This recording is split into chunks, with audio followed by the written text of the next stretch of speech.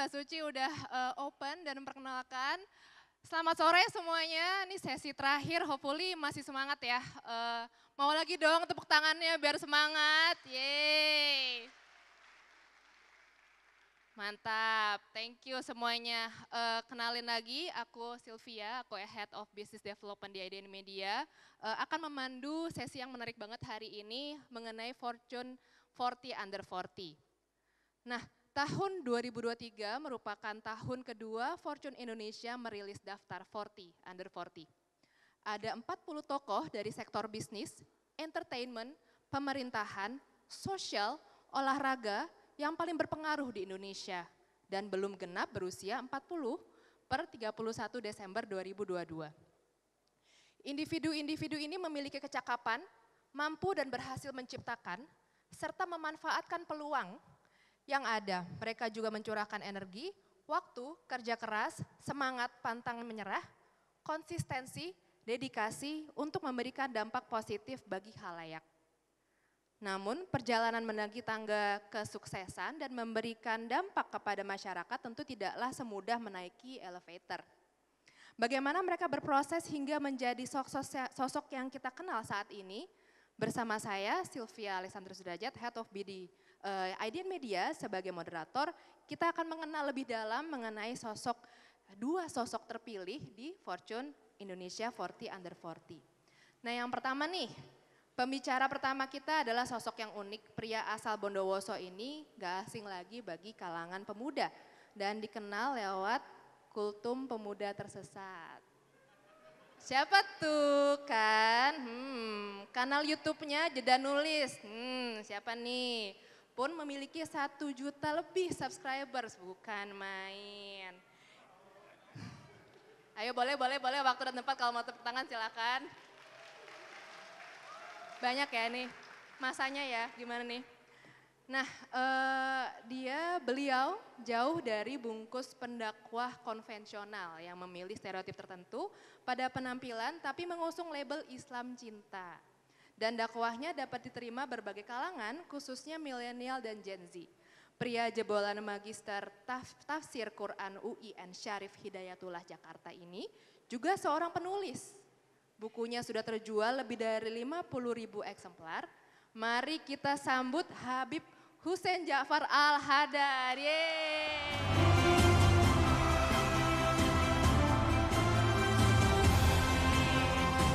Welcome. Silakan Bib. Duduk. Silakan santai, minum dulu boleh, anggap rumah sendiri ya Bib ya. Nah selanjutnya narasumber kedua kita, Pak Gup, salah. Narasumber kedua kita merupakan sosok kepala daerah termuda yang dilantik jadi Bupati Kendal. Nggak hanya usianya yang muda, tapi juga mempunyai kinerja yang baik, mengawali karirnya sebagai pengusaha serta direktur utama dan komisaris di beberapa perusahaan. Lulusan teknik perminyakan dari University of Tulsa, Oklahoma, USA ini lantas banting setir ke dunia politik. Kita sambut Mas Diko Ganinduto, Bupati Kendal.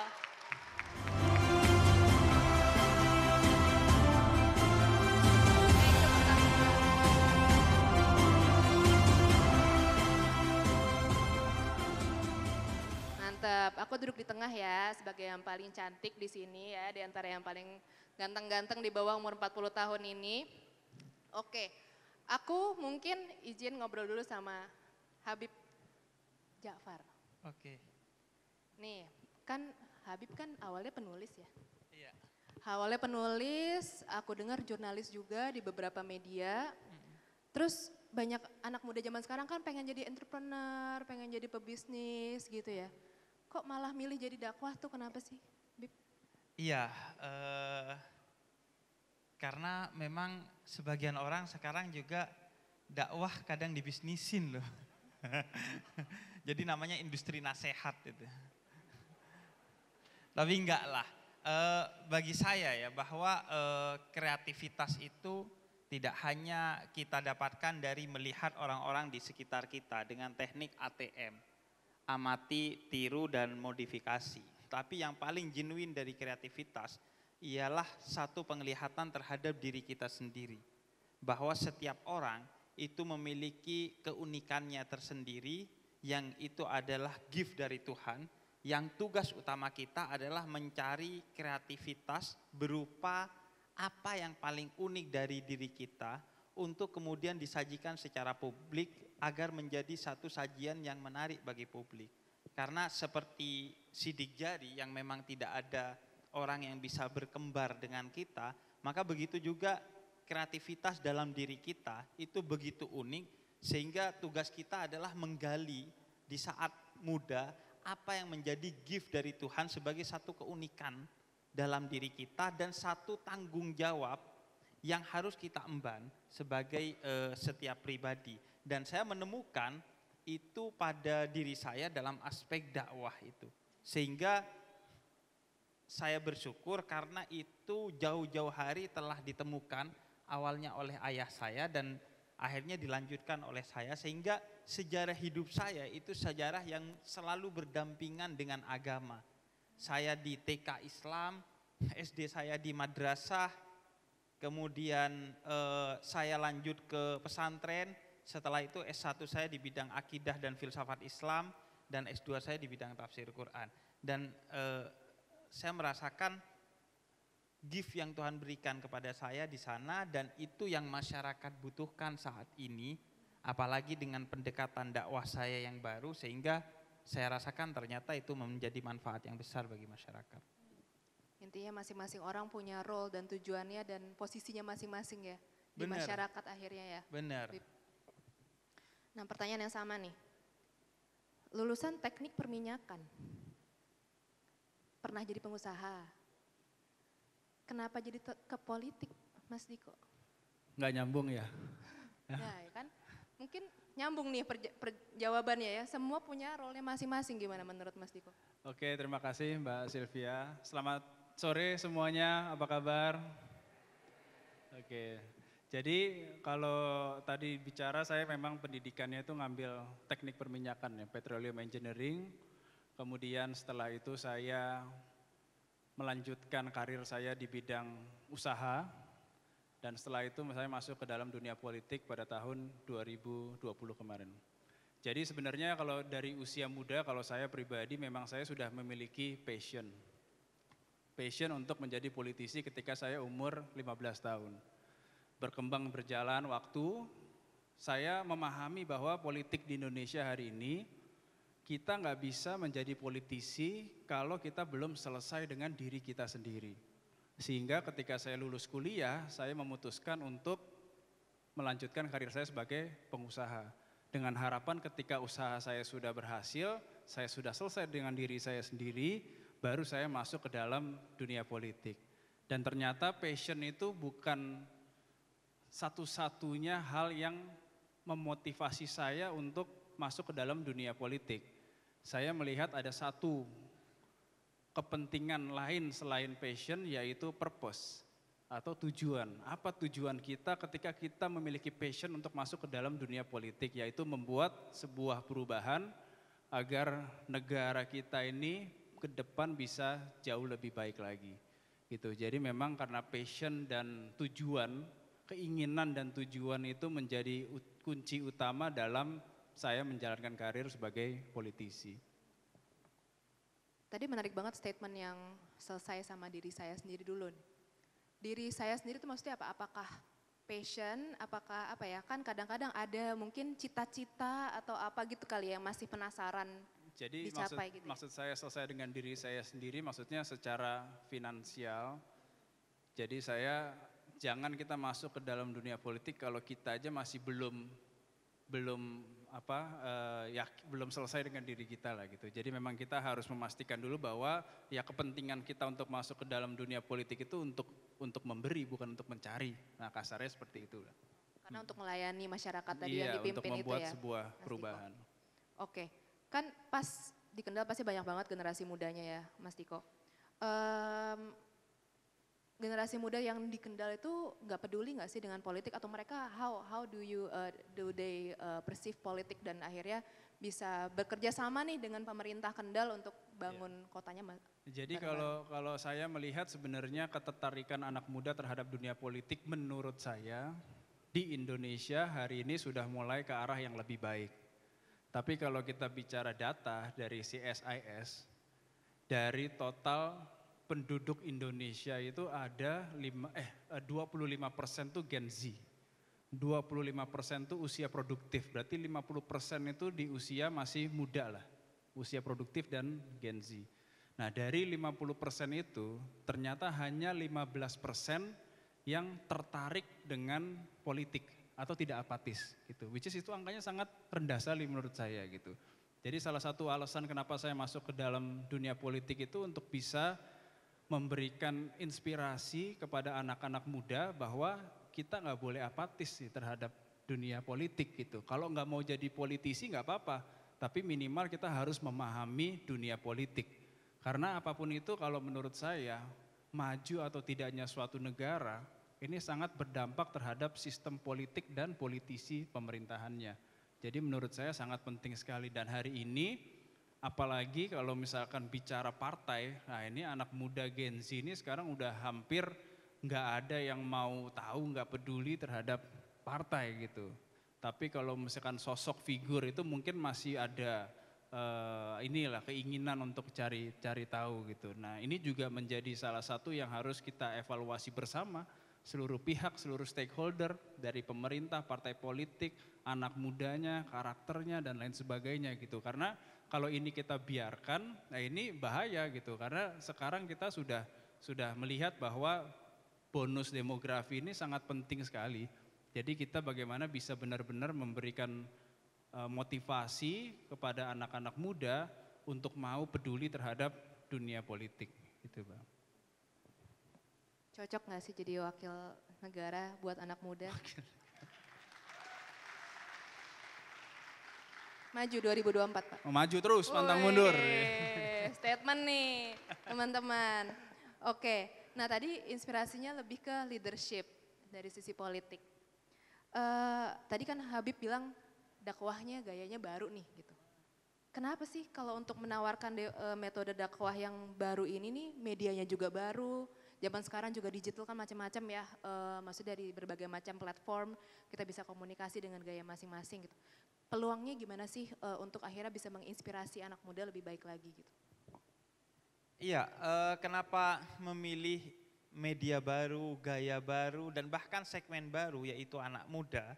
Sebenarnya saya sering bilang kalau yang lewat dari umur 40 itu saya tidak pilih untuk menjadi segmen dakwah saya, lantaran sudah ada pendakwah yang lebih powerful dari saya untuk umuran segitu, yaitu malaikat maut. Semakin dekat ya. Iya, jadi orang tua itu setidaknya merasa jatah nakalnya sudah dihabiskan ketika muda, atau dia merasa dirinya sudah bau tanah, sehingga kemudian dia merasa dirinya harus kemudian masuk ke jalan cahaya itu, ke pencerahan itu, bertaubatlah istilahnya. Tapi yang masalah padahal tantangannya besar, kemudian problemnya besar, dan peluangnya juga besar, itu adalah pada anak muda.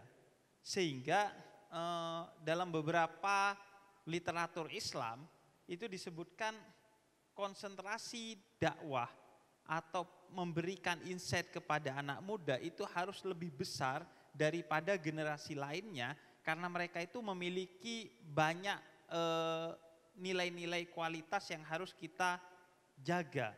Paling tidak nasib satu bangsa, nasib satu masyarakat itu sangat bergantung kepada regenerasi yang siap untuk the next generation-nya. Kemudian juga apalagi secara kuantitas, tadi juga sudah disinggung, kita ini di tahun 2045, sejak 2025 nanti akan mengalami bonus demografi, di mana jumlah anak muda itu 64%. Sedangkan mereka yang siap untuk menjadi inspirasi dalam agama itu angkanya hanya 1,4%, mengacu kepada jumlah santri di Indonesia. Dan kita juga tahu bahwa seandainya komunitas keberagamaan di Indonesia ini tidak dijaga dalam iklim yang moderat, dalam iklim yang toleran, dalam iklim yang damai, beberapa tahun lalu kita merasakan bagaimana penyalahgunaan terhadap nilai-nilai keagamaan itu mengobrak-abrik nilai-nilai lain yang ada di sekitarnya, baik itu nilai-nilai politik, nilai-nilai kesukuan, nilai-nilai kebangsaan, bahkan nilai-nilai ekonomi. Karena itu ini harus ada yang kemudian concern di bidang keagamaan bagi anak muda agar menjaga nilai-nilai agama itu tegak lurus dengan nilai-nilai yang kita usung bersama di berbagai bidang lainnya. Dan medianya itu sekarang sudah bergeser, paling enggak dalam kurun waktu 1 dekade lebih telah bergeser, medianya bukan media konvensional seperti dulu, medianya menuju media baru. Sehingga kita pun harus masuk ke media baru itu dengan gaya yang juga tidak konvensional. Makanya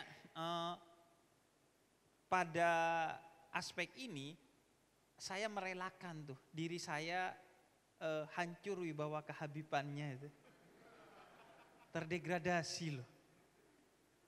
Biasanya kan kalau pakai jubah, pakai sorban itu saya terlihat lebih berwibawa gitu kan. Tapi ya terpaksa pakai kaos, pakai sepatu sport gitu. Apalagi sekarang ini untuk pertama kalinya pakai jas gitu. Akhirnya juga tema-temanya bukan hanya penampilan, bukan hanya bahasa, bukan hanya media, temanya pun masuk ke tema-tema yang selama ini tidak dianggap concern dalam perbincangan keagamaan. Misalnya tema ekologi, tema kesehatan mental, berbagai tema-tema yang ada di sekitar kita. Apalagi kita tahu kualitas anak muda sekarang ini betul-betul terancam di media sosial. Bagaimana konten-konten yang bisa mereka akses itu begitu banyak tanpa filter apapun. Karena itu saya kemudian masuk ke mereka dengan semuanya yang serba baru. Agar apa? Karena anak muda ini gak suka digurui. Saya ingat betul ketika ayah saya itu tidak bisa menasehati saya. Dan dia kemudian memanggil teman saya dan dia katakan, tolong nasihati anak saya. Kan kamu temannya. Dan ketika teman yang ngomong, walaupun omongannya sama, tapi hanya karena yang ngomong teman dan bahasanya beda, sehingga tidak terkesan menggurui, itu diterima oleh kita. Dan sebagai seorang muslim, saya mendapatkan catatan dari literatur Islam bahwa Nabi Muhammad itu ternyata gak punya murid, beliau itu punyanya sahabat. Karena pola pendidikan, delivery knowledge, itu berbasis kesetaraan, berbasis egalitarian. Dan itu yang menyebabkan transfer knowledge-nya itu menjadi begitu mudah. Karena tidak menggurui orang yang menjadi objek dari dakwah kita. Nah, untuk kepentingan itu, makanya saya mereformasi diri saya tuh. Harus sadar fashion, sadar media sosial, kemudian sadar berbagai hal yang terkait dengan anak muda. Itu mungkin. Harus gaya dulu nomor 1 ya, biar dilihat juga gitu ya. Iya. Biar menarik gitu ya sama Gen Z sama millennials itu bagaimana?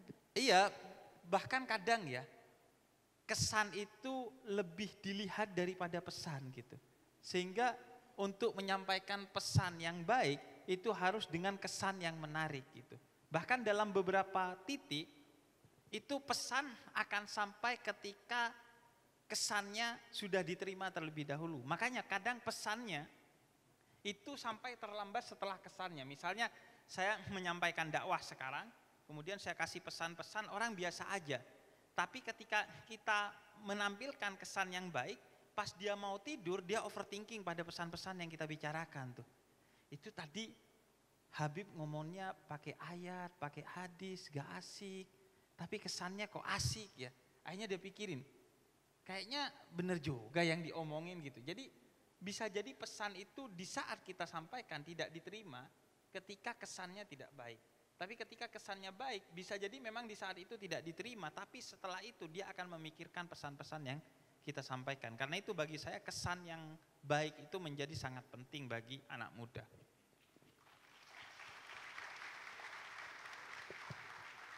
Dan kesan terbaik yang dibutuhkan saat ini adalah anak muda itu naik motor biasa lah, jangan naik moge.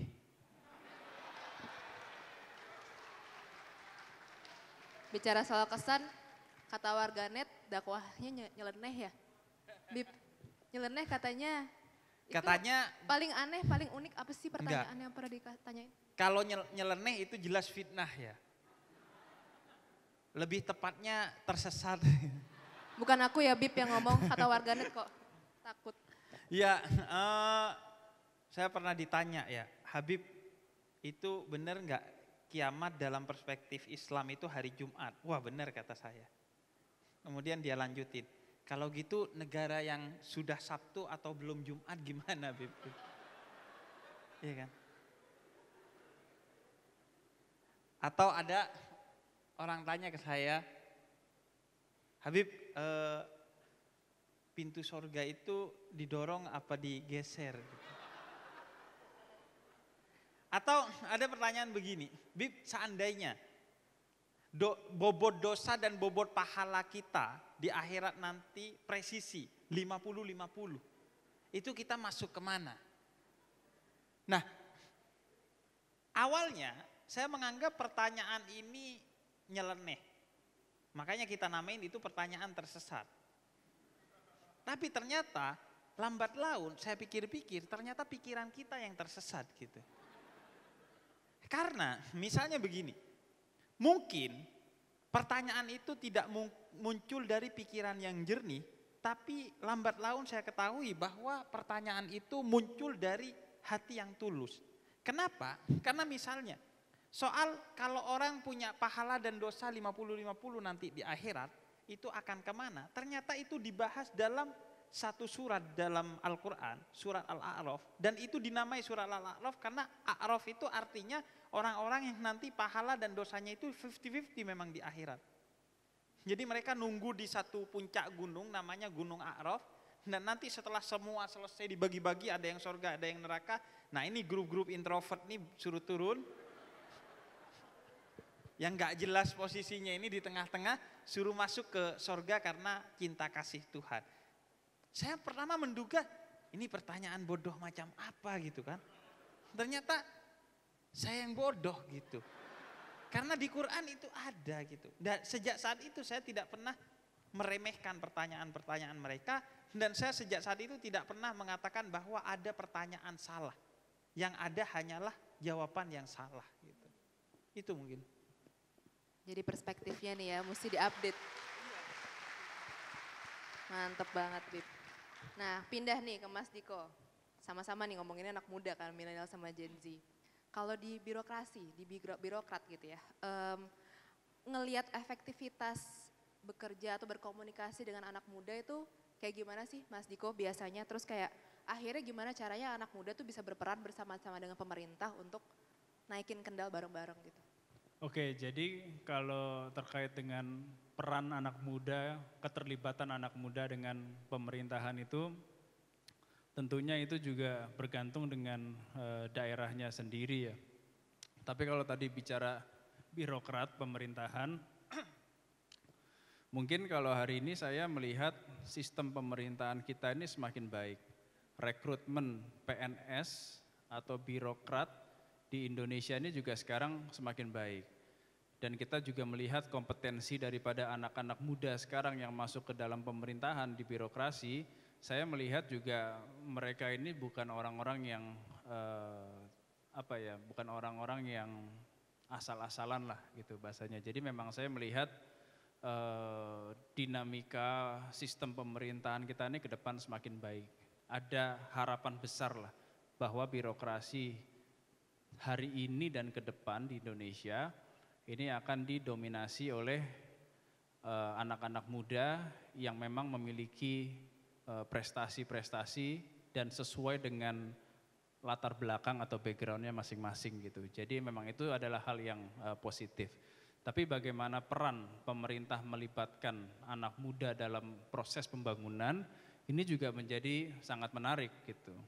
Kayak saya pribadi itu selalu berusaha, berupaya untuk bisa menggandeng anak muda dalam setiap program-program kerja saya.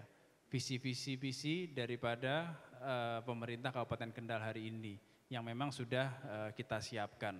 Karena tentunya ini juga salah satu upaya kita untuk bisa memastikan bahwa anak muda ini merasa dilibatkan gitu dalam proses pemerintahan yang dimana ini saya pelajari ketika dulu saya belum menjadi bupati. Ketika saya dulu belum masuk ke dalam pemerintahan, saya dulu berpikir apa sih sebenarnya yang harus dilakukan pemerintah sehingga kita nih anak-anak muda merasa dilibatkan gitu loh. Dan disitulah akhirnya ketika saya menjadi bupati, akhirnya sekarang program-program kita ini semua banyak yang melibatkan anak muda. Dan di Kendal ini kota santri, Bib. Jadi Kendal ini terkenal dengan kota santri, di mana ada ratusan pondok pesantren dan juga ada ratusan ribu santri, sehingga memang kalau saya melihat Kabupaten Kendal ini ya kekuatan yang dimiliki SDM-nya itu adalah para santrinya. Jadi bagaimana program-program saya ini bisa benar-benar melibatkan para santri untuk bisa meningkatkan kompetensinya, produktivitasnya, dan juga bagaimana bisa memastikan bahwa santri-santri ini kita harus memberikan mindset kepada mereka bahwa mereka ini akan menjadi pemimpin ke depannya gitu. Jadi itu yang selalu semangat yang selalu saya sampaikan, sehingga memang sebenarnya kalau daerah ya kayak Kabupaten Kendal saya melihat itu potensinya tuh sangat luar biasa. Dan ternyata memang generasi mudanya itu banyak yang memiliki karakter kurang percaya diri. Dan saya rasa ini juga banyak terjadi di daerah-daerah lain di seluruh wilayah Indonesia gitu. Artinya memang masih ada yang harus keterlibatan pemerintah mengintervensi dengan program-program kerja sehingga mereka ini benar-benar merasa bahwa oke, gue ini adalah part of pemerintahan yang juga harus terlibat aktif dalam segala menyukseskan visi misi dari pemerintah tersebut gitu. Mungkin kayak tadi Habib Jafar bilang kalau dinasehatin malah mental ya, mendingan langsung aja diajak terlibat bersama-sama gitu ya. Akhirnya dia juga tahu nih perjuangannya seperti apa gitu ya. Mas Diko, tadi kan sempat di-mention bahwa jadi pengusaha dulu pasti akhir-akhirnya juga ada yang terpakai kan ya, skill yang sudah dilewati selama menjadi pengusaha dan akhirnya pada saat menjadi pemimpin di Kendal gitu. Apa sih yang akhirnya kebawa nih dan bisa diaplikasikan juga sebagai Bupati Kendal? Jadi saya juga merasa beruntung dan bersyukur gitu jadi pengusaha sebelum masuk ke dalam pemerintahan. Karena ternyata kalau saya melihat pemerintahan secara umum sebelum-sebelumnya kalau saya pelajari itu menjalankan pemerintahan sama menjalankan perusahaan itu dua hal yang berbeda. Tapi ternyata saya melihat efektivitas ketika saya menjalankan pemerintahan seperti saya menjadi seorang CEO atau sebagai seorang leader di perusahaan. Karena bedanya yang saya lihat ketika saya masuk ke pemerintahan, kalau birokrasi itu kebanyakan sense of belongings terhadap daerah atau wilayah tersebut tuh kurang gitu. Jadi ternyata saya melihat wah kayaknya pemerintahan ini harus saya jalankan seperti perusahaan, seperti seorang CEO. Jadi yang terpenting tuh bagaimana kita memiliki sense of belongings bahwa oke, ini kita punya anggaran setiap tahun yang harus kita keluarkan, yang harus kita serap. Nah program ini harus bisa benar-benar bermanfaat untuk kemajuan daerah, untuk kesejahteraan dan lain sebagainya. Dan kita harus melihat segala halnya tuh secara detail. Kadang-kadang kan kita misalkan di level pimpinan itu ya kita nggak mau melihat detail gitu. Jadi itu yang saya bawa dan itu yang saya doktrin kepada seluruh jajaran saya bahwa oke, mulai sekarang rutinitas stop. Karena pemerintah itu biasanya kalau saya melihat dia stuck di dalam rutinitas. Setiap tahun melakukan itu terus hal-hal yang sama tapi nggak ada sebuah inovasi, nggak ada sebuah terobosan yang akhirnya ya kita peningkatannya itu garisnya linear gitu. Itu yang paling saya benci. Kalau saya bekerja itu dasarnya data biasanya. Jadi saya melihat data 5 tahun terakhir, kayak kita kan kalau di pemerintahan ada indikator-indikator ya seperti indeks pembangunan manusia, angka kemiskinan, angka pengangguran, laju pertumbuhan ekonomi. Kalau saya lihat tarik 5 tahun terakhir linear semua, mulai sekarang nggak boleh kita harus bisa meningkat secara eksponensial. Berarti rutinitas itu stop. Harus ada inovasi, harus ada terobosan, harus ada sense of belonging, harus detail kita melihat permasalahan sehingga bisa kita capai semua apa yang menjadi target-target kita gitu. Jangan kita masang target itu sama dengan tahun-tahun sebelumnya. Misalkan pendapatan, kalau di daerah pemerintahan itu kan ada pendapatan asli daerah. Pendapatan asli daerah kita pasang tuh linear aja, misalkan naiknya 1%, 1%, 1%, 1%. Ini kapan daerahnya mau maju kalau gini caranya gitu. Kita harus cari profesional yang bisa menghitung kira-kira potensi pendapatan kita berapa. Ketika sudah keluar data tersebut ya kita harus achieve. Artinya kita harus ada inovasi, harus ada perubahan, harus capek gitu. Jadi itu yang selalu saya jalankan ketika memimpin di Kabupaten Kendal sehingga semua birokratnya itu juga harus kita semangatin semua gitu loh bahwa kalau kita buat sebuah perubahan ini bukan buat orang lain loh, ini buat diri kita sendiri. Karena kita meningkatkan upscaling kita, meningkatkan kemampuan kita, mengasah kemampuan kita gitu. Saya selalu sampaikan kita melakukan lebih itu untuk diri kita sendiri. Jangan kita berpikir kita melakukan lebih untuk orang lain karena apa yang kita kerjakan itu yang akan kita mendapatkan hasil gitu. Jadi memang kalau saya lihat ke depan ini ada new hope lah, harapan kalau saya pribadi melihat pemerintahan di daerah ini memang menjadi kunci utama daripada pertumbuhan ekonomi di nasional. Mantap banget Mas Diko. Dengar-dengar baru ada investasi baru nih, bicara soal inovasi. Congratulations, jadi mau ada pabrik baru dibuka, baru sign. Iya, jadi ini merupakan janji saya gitu. Karena saya pemimpin muda kan. Jadi kalau saya ini pengen buat sebuah perubahan gitu kan, pengen berprestasi, pengen benar-benar melihat sebuah dampak yang signifikan sehingga kalau politisi itu sebenarnya gampang, melihat politisi itu sebenarnya gampang. Lihat aja dari track recordnya, dia pernah menjabat sebagai apa, buka aja kayak saya nih misalkan sekarang saya Bupati Kendal 2024 mungkin saya maju lagi atau mungkin yang lainnya kita nggak tahu gitu ya. Tapi kalau misalkan ngelihat saya kan udah ada track recordnya, dulu saya pernah debat tuh saya ngomong apa? Janji-janji saya apa kepada masyarakat, kepada pembangunan, janji-janji politik semua itu kan rekaman ada semua.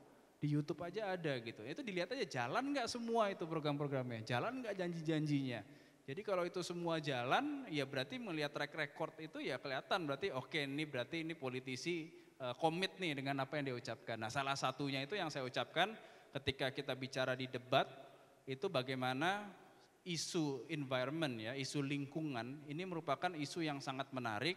Bagaimana harusnya ini bukan menjadi sebuah permasalahan tapi isu lingkungan sampah ini harus menjadi sebuah pendapatan atau ini harus menjadi sebuah inovasi yang tadinya masalah menjadi sebuah solusi. Jadi bagaimana saya berkomitmen untuk bisa mendatangkan investasi untuk menyelesaikan permasalahan sampah yang ada di Kabupaten Kendal. Sehingga insya Allah hari Jumat besok saya berangkat ke Hong Kong, kita akan ada kerjasama dengan satu perusahaan yang akan berinvestasi sebesar 700 miliar di Kabupaten Kendal, yang nantinya investasinya ini adalah pengolahan sampah plastik menjadi palet atau energi terbarukan. Yang nanti hasilnya pun juga sebagian akan diekspor kembali, jadi bisa menambah devisa daripada pemerintah Indonesia. Dan ini insya Allah sudah komit, kita sudah kontrak dan akan groundbreaking insya Allah di bulan April besok. Jadi mohon doanya mudah-mudahan bisa menjadi role model lah untuk pengolahan sampah di Indonesia. Oke, menarik banget Mas Diko. Jadi kayak seolah-olah satu groundbreaking banyak objektif yang bisa tercapai ya. Sumber daya alam dapat kerjaan, sumber daya manusia dapat kerjaan nih, ada kesempatan buat ekspor juga, kita bisa produce produk sendiri juga gitu dan bahkan dari sampah gitu ya yang selama ini nyusahin malah jadi sesuatu yang bisa kita recycle lagi gitu.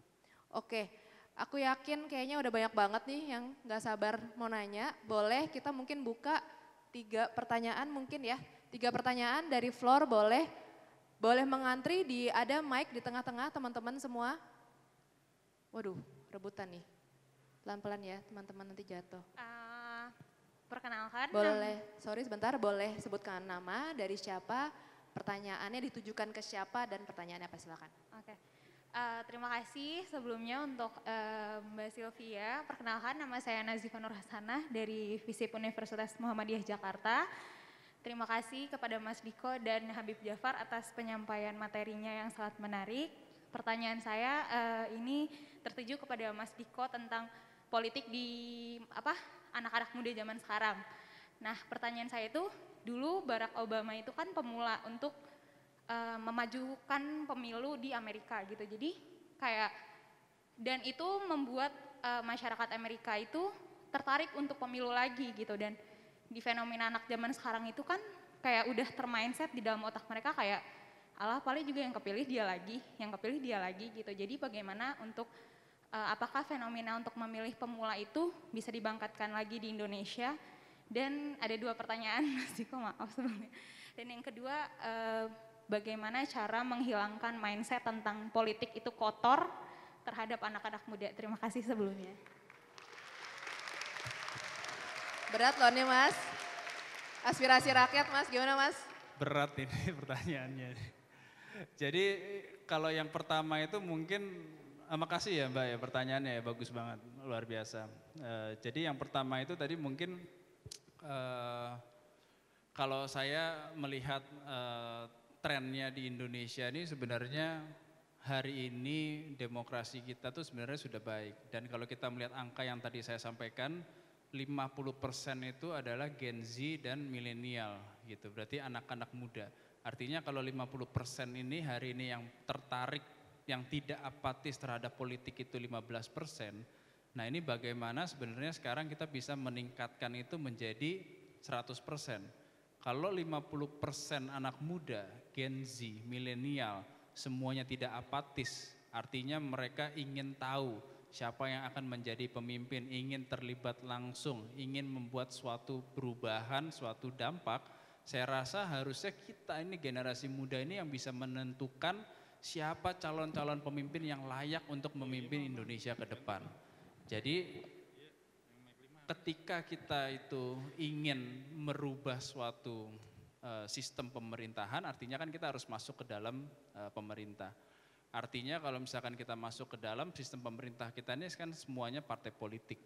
Jadi memang kita ketika kita menghindar dari partai politik, kita nggak mau terlibat, kita nggak mau tahu tentang partai politik, ya akhirnya mereka-mereka ini yang akan memberikan pengaruh gitu terhadap sistem demokrasi kita. Sehingga kalau saya punya rencana ke depan, karena ini juga menjadi keinginan saya sebenarnya bagaimana anak-anak muda ini sekarang lebih aktif di dalam dunia politik.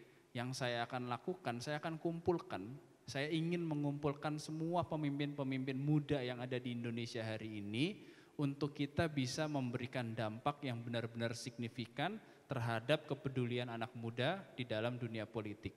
Sehingga kalau ini terjadi, apa yang tadi diinginkan, demokrasi seperti zaman eranya Presiden Barack Obama, itu insya Allah bisa kita wujudkan di Indonesia.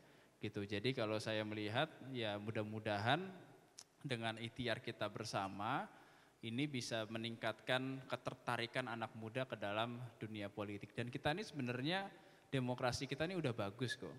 Dan kualitas sumber daya manusia kita, anak-anak mudanya juga udah jauh lebih baik dibanding sebelumnya.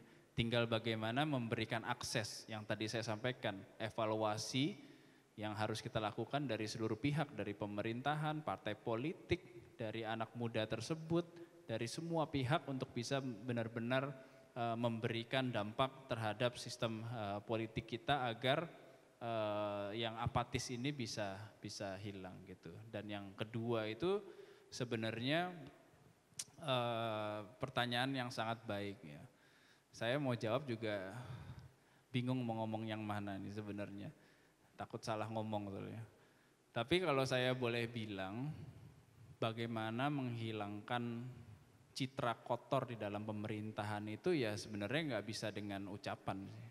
Tapi sebenarnya dengan apa yang kita lakukan, politisinya, eksekutif, legislatif, ini yang akan merubah citra politisi, bahwa politik itu ya sebenarnya kalau kita memiliki niat yang baik, niat yang tulus dengan cara yang benar, itu akan memberikan citra yang baik terhadap dunia politik. Dan mudah-mudahan ke depan generasi-generasi muda yang masuk ke dalam dunia politik ini bisa terus memberikan citra yang baik terhadap dunia politik atau politisi yang ada di Indonesia. Mudah-mudahan bisa menjawab pertanyaannya, Mbak. Terima kasih.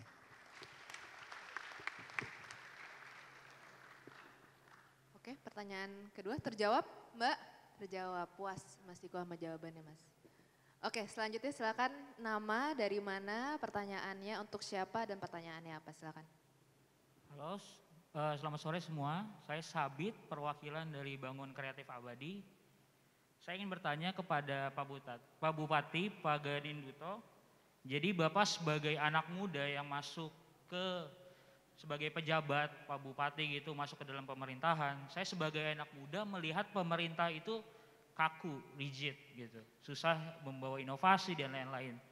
Jadi Bapak sebagai rule changer, sebagai pembawa inovasi, apakah menerima resistensi mungkin dari tradisi pemerintah yang kaku, yang sulit berubah, dari orang-orang yang mungkin dalam tanda kutip tua atau lama, bagaimana tips-tips Bapak membawa semua tim dan semua orang ke dalam satu visi yang bareng-bareng untuk menjalankan inovasi, untuk sama-sama terus bergerak lebih cepat dari sebelumnya.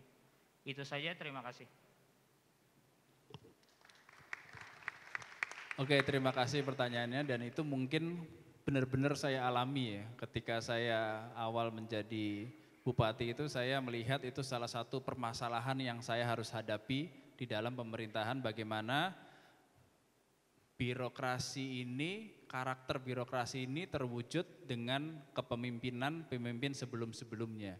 Jadi kan bupati itu kan ganti terus ya, bupati ganti terus, gaya kepemimpinannya itu berbeda terus gitu, dan mereka itu karakternya terbentuk dari bergantinya pemimpin-pemimpin di daerah tersebut. Nah, gimana cara saya bisa merangkul mereka semua itu? Sebenarnya yang tadi saya bilang, saya treatment pemerintahan itu sebagai seakan-akan ini adalah sebuah perusahaan yang dimana saya memang melakukan, mendoktrin mereka bahwa yuk ini kita harus lakukan bersama-sama dan kita harus lakukan sebuah perubahan, dan keberhasilan sebuah perubahan itu adalah keberhasilan kita bersama. Itu yang harus selalu saya sampaikan. Dan itu aja nggak cukup sebenarnya, karena butuh proses, butuh waktu gitu. Tapi ketika saya memimpin di Kendal itu, ada beberapa hal yang saya harus tunjukkan kepada mereka bahwa nih, cara yang saya lakukan berhasil. Ini cara yang saya maksud saya lakukan ini berhasil, sehingga saya memang menyiapkan program jangka pendek, jangka menengah, dan jangka panjang. Jadi program jangka pendek itu salah satunya ini untuk bisa menyatukan birokrasi bahwa oke, cara yang saya lakukan ini benar. Karena saya nggak bisa bilang kayak, kalau kita sebenarnya kalau kayak kepala daerah ya, kayak bupati kan kita tinggal perintah A mereka jalan semua. Tapi bukan berarti kita perintah A mereka siap jalan, di bawah itu bisa muter-muter terus tuh. Jadi nggak jaminan kalau kita udah perintah itu langsung jalan semua di bawah, enggak gitu. Ternyata mereka berputar-putar terus, mereka berpikir, mereka bilang mungkin ada yang visinya beda, ada yang cara pemikirannya berbeda gitu. Sehingga memang kita harus mengajak mereka untuk berkomunikasi dengan baik.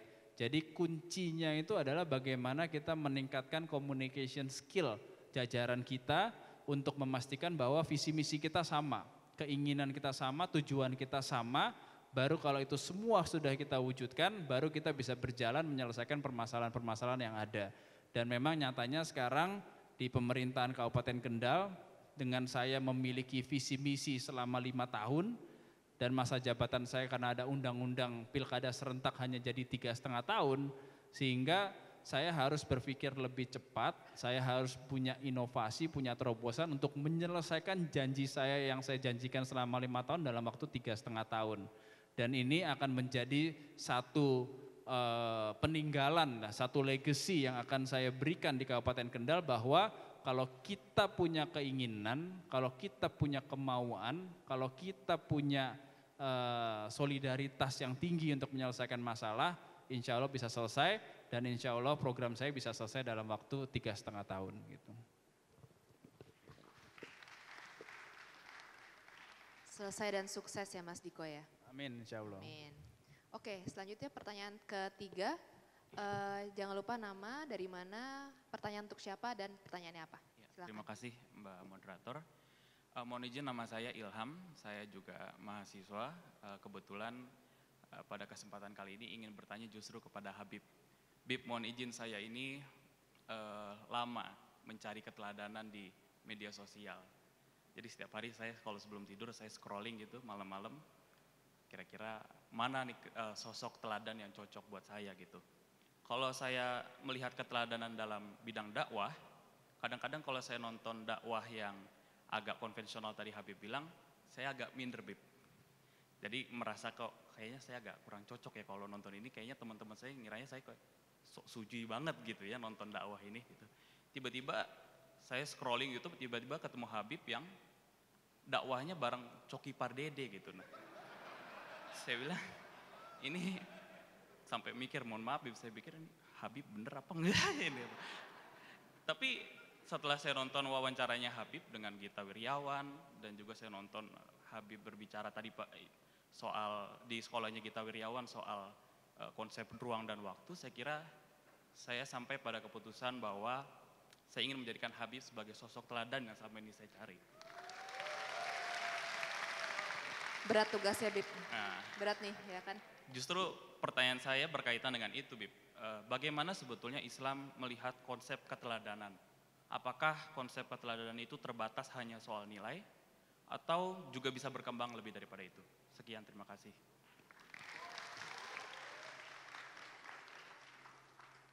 Iya, saya ingin mengatakan bahwa efektivitas media digital itu begitu besar untuk menyebarkan nilai-nilai keteladanan kepada masyarakat kita. Sekarang itu tahun 2021 saja, itu survei We Are Social dan Hootsuite menyebutkan 73% masyarakat Indonesia itu terjaring di media digital. Dan rata-rata 9 jam lebih orang Indonesia itu berinteraksi dengan media digitalnya.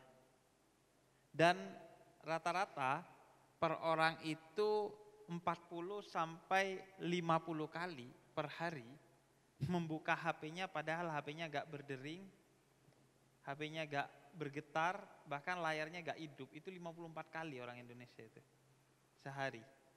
Nah, karena itu penting kemudian memasukkan nilai-nilai keteladanan ke media digital itu agar selain juga mudah, murah dan juga efektif gitu.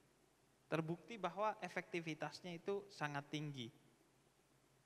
Mudah ya mudah, kita mau nyampaikan apa aja tinggal duduk di depan kamera selesai. Murah, kita gak perlu biaya apa kecuali kuota, dan efektif karena bisa diulang-ulang.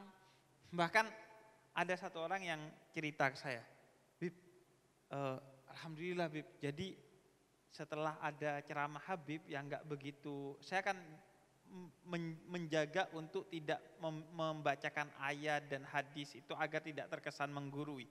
Nah, alhamdulillah Bib, akhirnya saya punya teman di WC kalau lagi di WC Bib katanya. Jadi saya nontonin Habib karena kan inspirasi itu biasanya datang ketika kita di kamar mandi ya. Sehingga saya yakin mungkin 90% orang di sini hafal tuh tentang warna buang air kecil yang sehat dan sampai yang paling tidak sehat itu.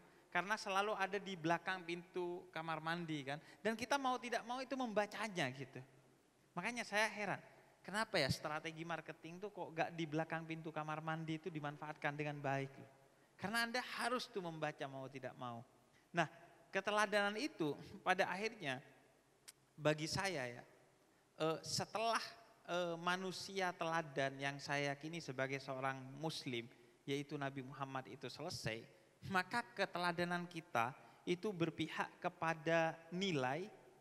Dan kalaupun harus bersemat kepada satu orang, itu tidak keteladanan yang sempurna dan utuh sebagaimana keteladanan kita kepada Nabi Muhammad bagi yang muslim.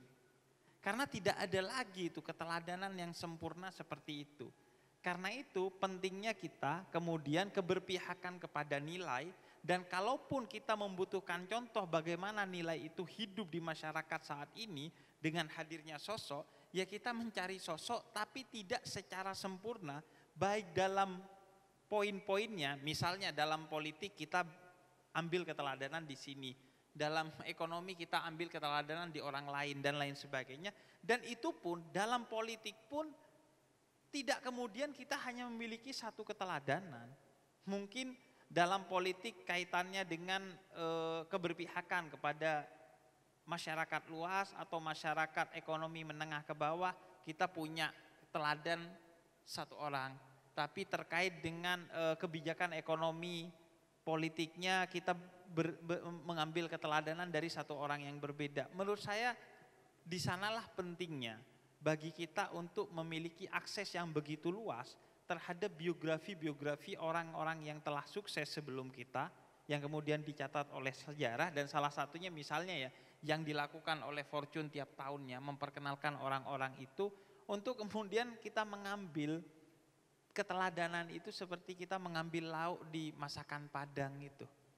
Karena kalau Anda untuk berpihak kepada satu orang rasanya sulit atau bahkan mustahil menemukan itu. Dan apalagi kalau ke saya ya, saya ini kebetulan orang yang memang anti punya fans. Iya mungkin banyak ya, tapi saya itu cenderung tidak suka kepada orang-orang yang ngefans kepada saya. Kenapa? Karena akhirnya ruang saya terbatas. Seringkali kemudian saya harus menyajikan konten yang diinginkan oleh fans saya, bukan yang diperlukan oleh masyarakat luas. Makanya saya memilih berjarak dengan orang-orang yang menyukai saya. Begitu orang itu menyukai saya melakukan hal-hal aneh sehingga saya tidak berwibawa di matanya. Iya, saya sering begitu di ceramah-ceramah, ketika saya menyampaikan poin yang penting, di ujungnya saya tutup dengan gitu. Agar Anda gak ngefans kepada saya, karena gini ya, Anda tahu Mahatma Gandhi itu dibunuh oleh fansnya. Beatles itu dibunuh oleh fansnya. Makanya kalau ada orang yang bilang, Bib, saya ngefans kepada Anda mau bunuh saya? Takut ya? Iya, paling tidak walaupun tidak dibunuh secara fisik, Anda akan dibunuh secara karakter. Karakter genuine Anda bisa jadi hilang itu seiring dengan tarikan para fans-fans itu. Makanya saya itu begitu ada orang bilang, Bib, saya ngefans ke Anda, saya melakukan hal-hal aneh itu. Anda lihat timeline saya di media sosial itu, begitu saya tampak berwibawa, saya selipin tuh yang aneh-aneh tuh, biar wah enggak, ini ternyata masih manusia biasa kayaknya. Jadi itu saya rasa keteladanan itu paling mudah kita pelajari dari masakan Padang itu. Anda jangan mengambil semua bidang dari satu orang untuk menjadi role model Anda. Itu pun dalam satu bidang pun tidak semuanya Anda harus mengambil role modelnya dari orang itu. Mungkin dalam urusan dakwah di media digital atau media baru, Anda boleh belajar kepada saya. Tapi untuk hal-hal lain, saya kira banyak tokoh-tokoh lain yang penting untuk kita jadikan inspirasi, untuk juga kita tetap meneguhkan diri kita sebagai orang Indonesia. Karena saya rasa ciri orang Indonesia itu adalah Bhinneka Tunggal Ika itu. Mereka melihat keindahan di balik perbedaan itu, dan mereka mengambil semua nilai-nilai indah dari sumber-sumber yang berbeda-beda itu. Itu mungkin. Kembali lagi, setiap orang ada role-nya masing-masing ya. Jangan sampai kita maksain mau jadi teladan segala-galanya tapi padahal nggak ahli gitu ya, Bib ya. Iya, makanya saya itu suka mengkritik kalau ada musisi yang tiba-tiba dia tobat dan hijrah itu, tiba-tiba gitarnya digantung terus Bismillahirrahmanirrahim gitu. Kembalilah ke jalan Tuhan gitu. Kemudian dia tiba-tiba berdakwah. Mohon maaf kata saya, itu kan job desk saya gitu. Ngapain Anda ambil job desk saya? Enggak, maksud saya setiap orang itu kan punya kompetensinya masing-masing. Ketika Anda sudah tidak lagi misalnya katakanlah bermusik, atau ketika Anda sudah memilih untuk berhijrah dari sebelumnya sebagai seorang musisi yang begini dan begitu menuju ke musisi baru yang menurut Anda baik, maka dakwah Anda ya di musik gitu. Jangan nyasar-nyasar ke mimbar gitu, tetap di panggung aja gitu. Karena Anda gak punya kompetensi di bidang itu. Itulah yang terjadi kan, tiba-tiba politisi misalnya ya ngisi panggung keagamaan, menurut saya itu aneh gitu. Saya nggak mau itu dengerin politisi ngomongin agama, itu aneh, kecuali memang politisinya punya background keagamaan ya. Tapi kalau enggak, nah di Indonesia itu terlalu banyak orang yang kemudian begitu. Ketika dia menjadi orang yang menginfluence orang lain di bidang tertentu, kemudian seolah-olah dia akan berbicara tentang berbagai bidang, seolah-olah dia adalah ahlinya. Makanya saya menyebut dan menamai YouTube saya itu Jeda Nulis, karena semua yang saya sampaikan itu saya tulis terlebih dahulu atau pernah saya tulis. Mengapa? Untuk memastikan apa yang saya sampaikan itu masih berada di bawah kompetensi saya. Karena begitu mic, sorot kamera dan sorot lampu itu ke kita dan semua orang mendengarkan kita, kecenderungan kita itu akan ngomongin segala hal hingga tapal batas yang kita gak punya kompetensi di bidang itu. Toh didengar kok. Misalnya saya sekarang di media sosial saya, mau ngomong apa aja orang, wah mantap Bib gitu. Padahal mungkin itu bukan kebenaran, tapi karena orang sudah cinta kan buta ya. Jadi itu yang bikin kemudian akhirnya, oh iya Bib, iya saya ngomongin politik, oh iya. Padahal saya gak tahu politik, gak ngerti politik sama sekali. Makanya saya jauh-jauh tuh dari politik walaupun gak anti politik. Karena saya gak punya kompetensi tentang hal itu. Jadi kesadaran tentang diri, siapa diri kita, menurut saya itu poin utama bagaimana kita menjadi sosok yang berpengaruh. Karena kesadaran diri akan membuat kita tahu apa yang menjadi kekuatan kita, kelebihan kita untuk dibagikan kepada orang lain, bukan untuk disombongkan. Sekaligus kita sadar bahwa kalau sudah tapal batasnya lebih, kita gak mau masuk di daerah itu. Karena kalau kita masuk ke sana, mungkin di awal-awal kita akan diterima, diiyain oleh followers kita. Tapi selanjutnya kecelakaan akan terjadi kepada kita. Sebagaimana kata Nabi, kalau seseorang berbicara tentang sesuatu yang dia tidak punya kompetensinya, maka kecelakaan akan terjadi kepada dirinya dan orang-orang yang mendengarkannya.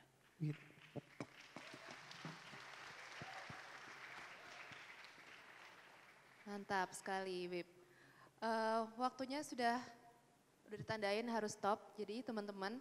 Jadi mungkin yang menarik dari diskusi dengan Mas Diko tadi, dengan Habib Jafar tadi, menariknya adalah kita sama dengan apa yang selama ini Fortune 40 Under 40 selalu usung gitu. Kita ingin ngeluarin list 40 people, anak muda yang sangat inspiratif gitu kan. Ada yang dari bisnis, ada yang dari keagamaan, ada yang dari entertainment, ada dari politik.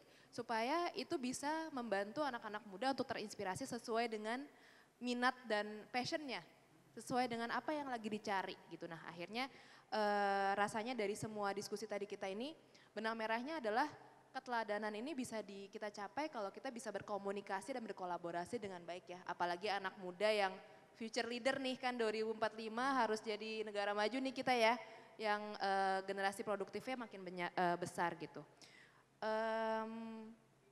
Mungkin itu summary-nya dari diskusi kita. Teman-teman kasih tepuk tangan lagi dong buat Habib Jafar dan Mas Diko.